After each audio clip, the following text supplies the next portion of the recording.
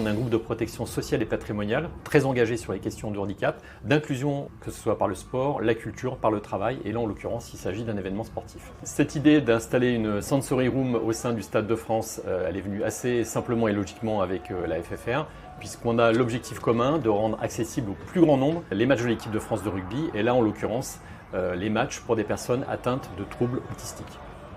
La fédération elle veut améliorer l'accessibilité des matchs internationaux et on a travaillé vraiment sur tous les handicaps et c'est vrai qu'aujourd'hui on n'avait pas de solution pour les handicaps cognitifs.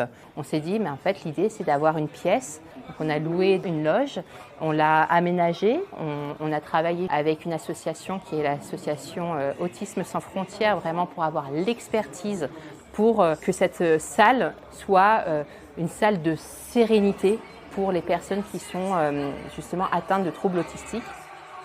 La Fédération française de rugby nous a demandé de pouvoir améliorer l'inclusion des personnes avec autisme. Nous les avons guidés pour les mettre en relation avec une psychomotricienne spécialisée dans les aspects neurosensoriels des personnes avec autisme. C'est elle principalement qui a guidé la FFR sur la mise en place de scénarios sociaux pour anticiper ce qui va se passer pendant le match et pour mettre en place une sensory room qui est d'ailleurs fort appréciée ce soir par les enfants qui peuvent en profiter. On a fait ce premier essai aujourd'hui sur le France-Écosse.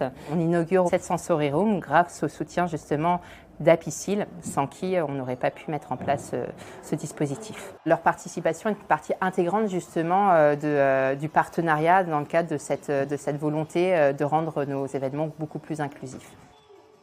Les parents sont ravis, peut-être même au-delà des enfants. Pourquoi ? Parce qu'enfin, on peut emmener nos enfants sans craindre qu'ils vont gêner, qu'il va falloir sortir, qu'on ne va pas avoir un endroit pour se retrancher avec eux.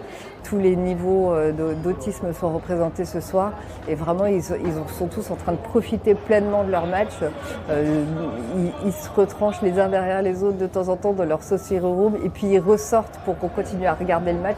C'est un vrai succès. C'est un vrai succès et je remercie vraiment beaucoup la Fédération française de rugby pour ce premier succès.